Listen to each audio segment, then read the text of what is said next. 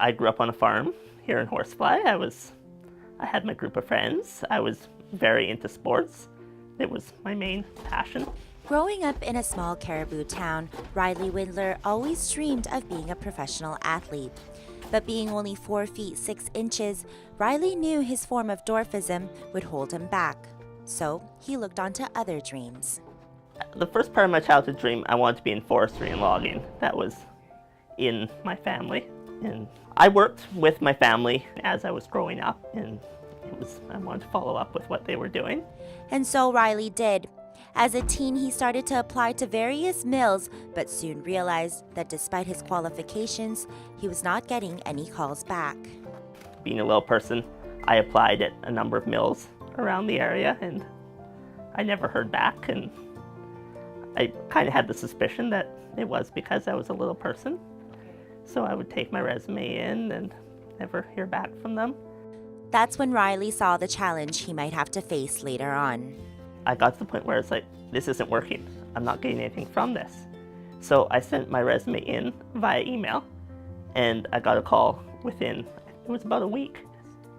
And I thought to myself, they can't see that I'm a little person. So I went in for the interview. It all went well, but I never heard from them again.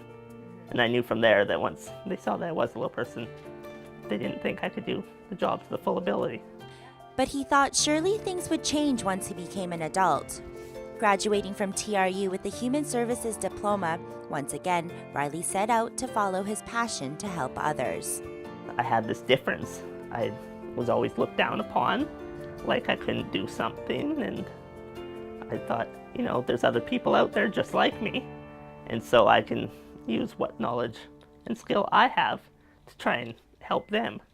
Once again, Riley heard no calls back until he saw a posting for a position at Horsefly Elementary, the same school he attended as a child.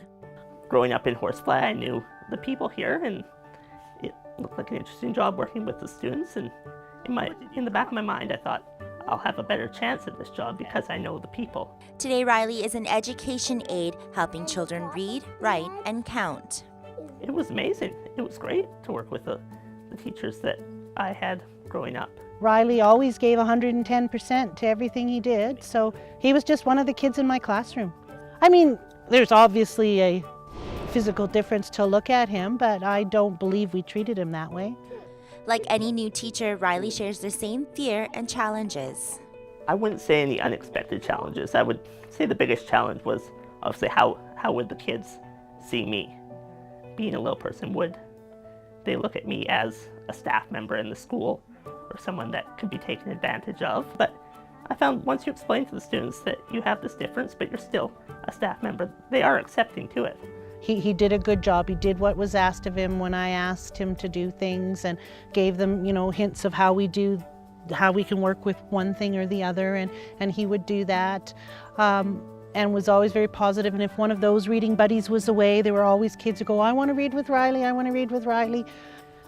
He did a very good job for me. Despite all the rejections, Riley stays positive and hopes others can be inspired to do the same. I just want them to know there is hope out there. Be determined, be dedicated, and it may take a lot more trying than the average person, but it will happen. You can achieve your dreams.